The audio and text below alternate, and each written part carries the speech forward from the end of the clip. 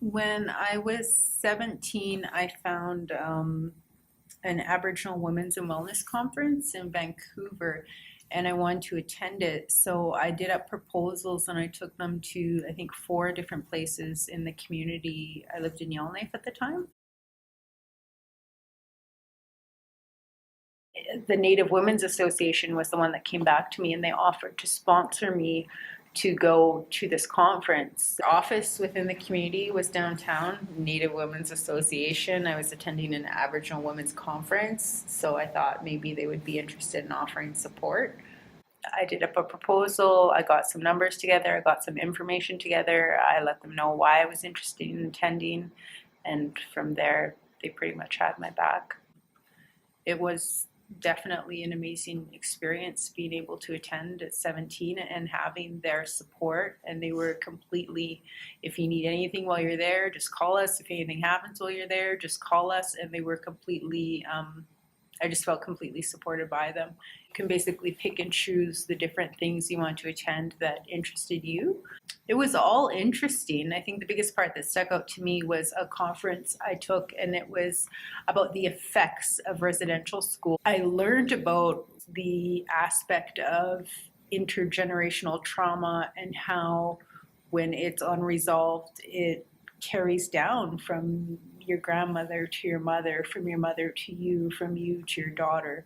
And I think just learning about the awareness and the cycle that continues with that, but then also being able to break the cycle and change it for the next generation, right? So I think that was the part that stuck out to me the most and was most interesting, and I think really hit home on a personal level.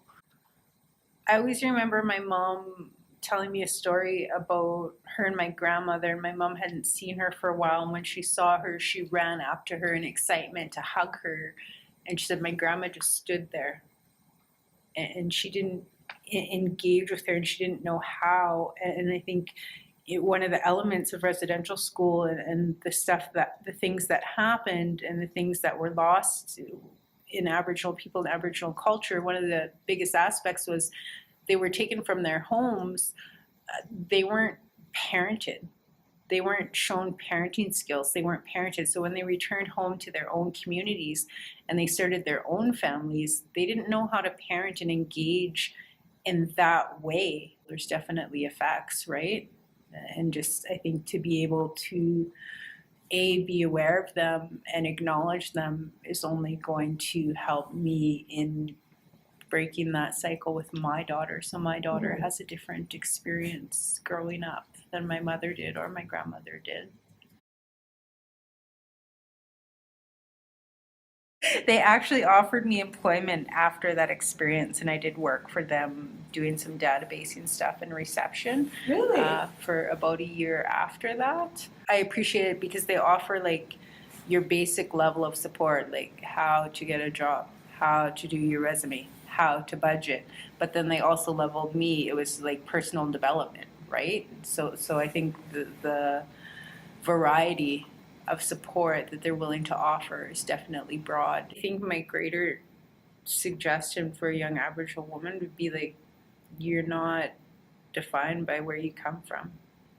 You know, you're not, like, you can go anywhere in this world you want to go, and there are people and organizations who are willing to help you succeed, and people whose jobs are solely to help you succeed. So if there's things that you want in life for yourself, like, don't let your environment or your past dictate what you potentially could have in the future. And the NWAC is definitely an amazing resource that could help you obtain what you want to for yourself as a person.